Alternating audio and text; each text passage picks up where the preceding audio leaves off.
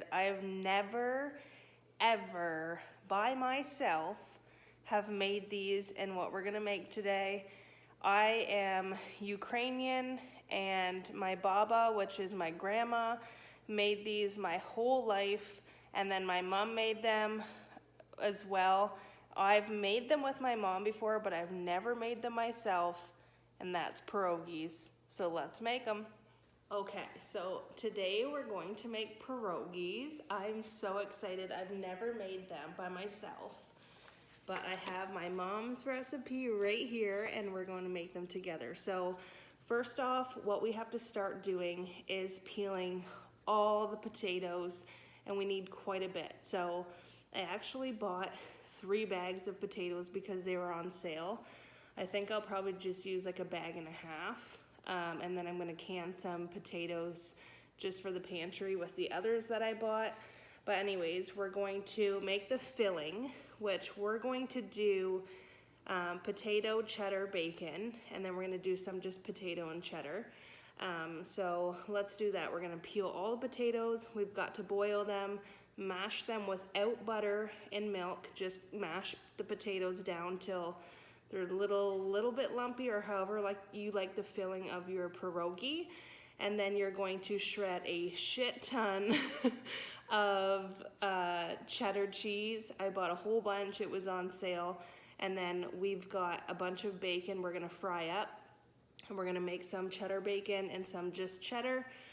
So let's start with peeling the potatoes.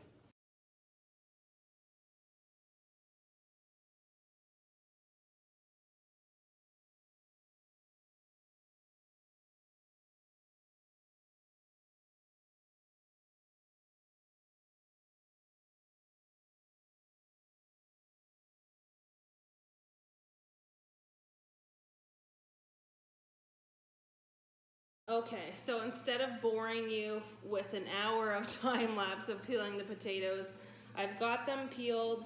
I've got them cut too. I've cut them in cubes. I'll show you. I put it in 2 pots just so there's lots of coverage for water to boil it.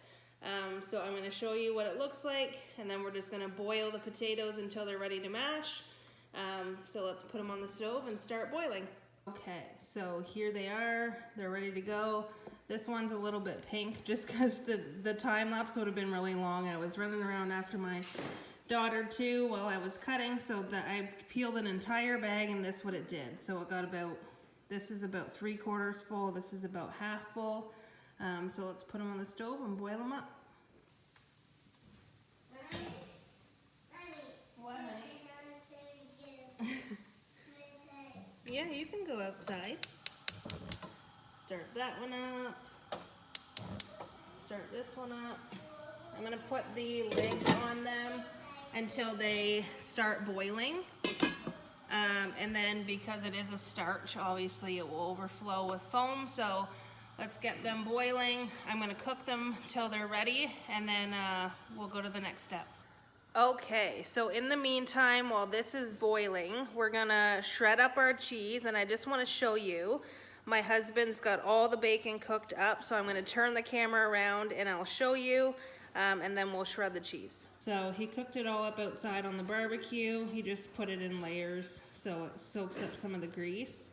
And then I've got 4 blocks of old cheddar, and I'm gonna shred all of them up, and then once the potatoes are boiled, we'll mash them, put the cheese in all of it, and then I'm gonna separate and do half with bacon as well.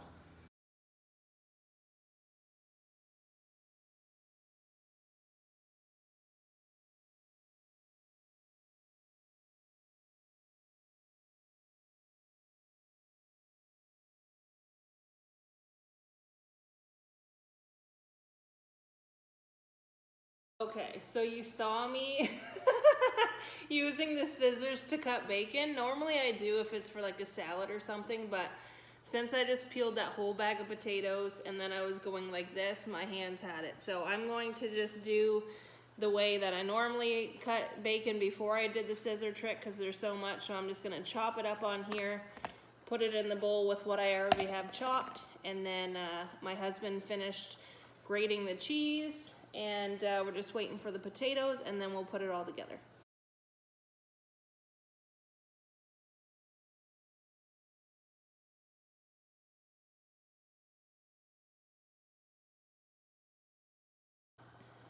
All right, so we've got our cheese shredded. That is 4 blocks of cheese. And then we've got 5 packs of bacon here. The potatoes are just about done. And then we'll take them off, strain them, mash them up, and put it together. Okay, so I have my potatoes done. I'm going to mash them up. So let's do that.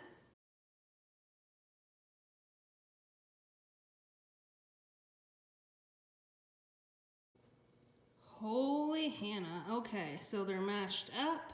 This one I'm going to do a little bit more, but we're going to add the cheese to 1 to each, and then we're going to pick one to put the bacon in, and we're going to mix them up.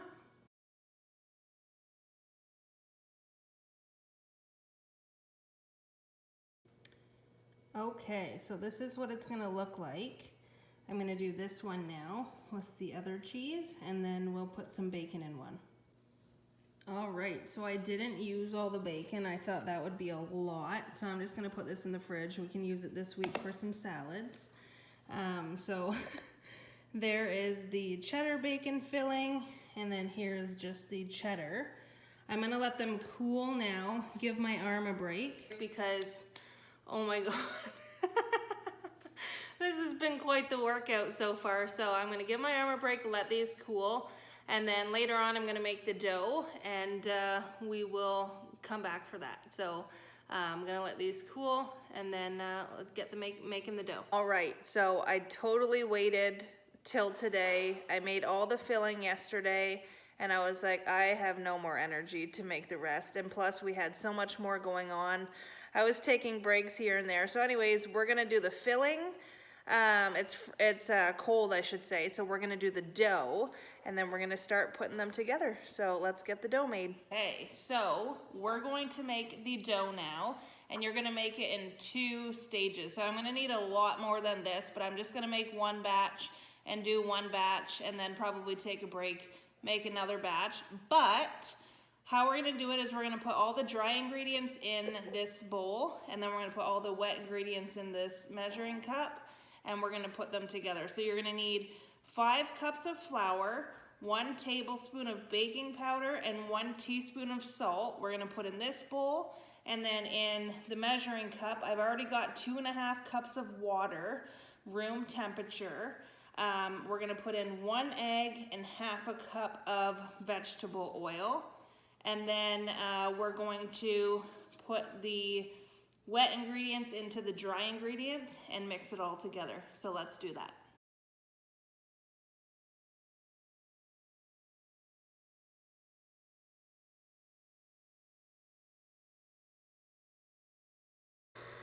All right, so we have this mixed up. I'm going to slowly add it into here.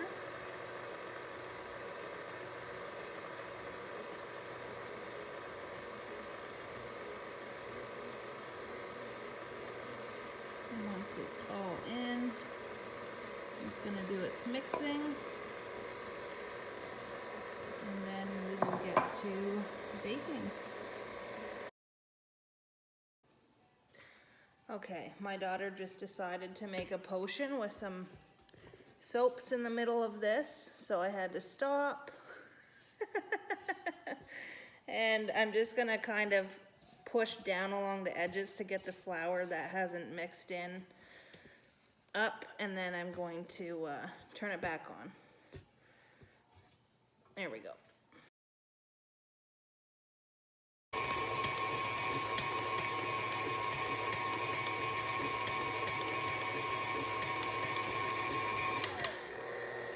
Okay, there we go. So you can see it's the texture of dough, but you still want it to be a bit sticky, which it is. So that's perfect. Now we're going to get a floured workspace ready, and we will roll out the dough. Oh, and by the way, I don't know if you've seen in that time lapse, I originally said baking soda, but we needed baking powder. So for the dough again, we needed 5 cups of flour, 1 tablespoon of baking powder, and 1 teaspoon of salt. And then the liquid was 1 egg, 1/2 cup of vegetable oil, 2.5 cups of room temp water, and then you're gonna mix the 2 bowls together.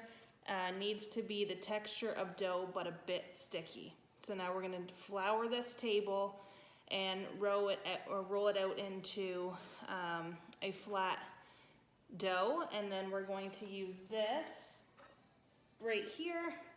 It's an empty, what is it, an empty water chestnut can.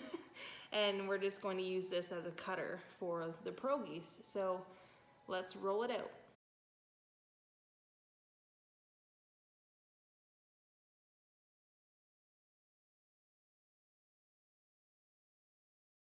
Okay, so that was kind of annoying or tricky or something. I think it's a little too sticky, so what I'm gonna do is I worked this one, some dough into it, you kind of see, or some flour into the dough, you kind of saw. So I'm gonna use this and we're gonna start making the pierogies. I'm gonna add some more flour to the rest of the batter. I didn't do all of it, so I'm gonna add some more flour to the other dough when we take it out, but let's start cutting some circles and making the pierogies, and we'll put some fill in it. So we're going to grab the can, and you're simply just going to push down like this. Keep it close together so you use as much of the dough as you can in one roll. Like that.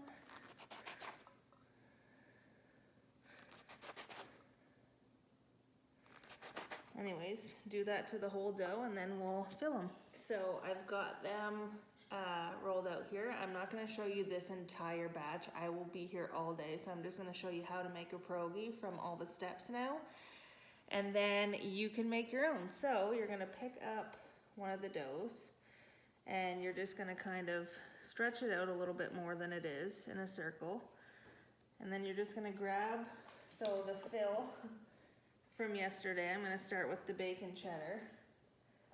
You're just going to grab a spoonful of however big you kind of want your pierogi. So like this, you're going to put your fill in, and then you're going to make sure the dough is all the way out around it.